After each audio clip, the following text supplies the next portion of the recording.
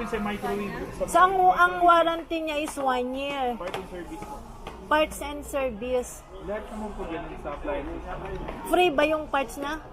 Opo, 1 year part and service na po. Ah. Sa loob may isang taon po na nagka-problema kung alin ng gano'n. Saan banda yung anya? Nationwide naman yun ma'am, pero nandun po yung sa manual, may contact po siya ng main doon. So pupunta lang kami doon. Tawag lang po muna kayo, ma'am. Baka may bigay po sa inyo mas nearest sa ano, para hindi na po kayo kasi Ay, okay. San Juan po kasi yung main niya. Ay, boss, ano ba yung ano niya? Yung consume ng current niya, malakas ba? Ma'am, to be honest po, lahat po ng heating appliance mataas ang wattage. Mapaplancha, rice cooker, electric kettle. Expect nyo na po yan.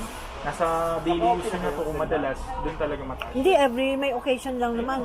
Pero magkano ang ano niya? Yung consume niya? Yung maximum, hindi ko po masasabi ma'am yung...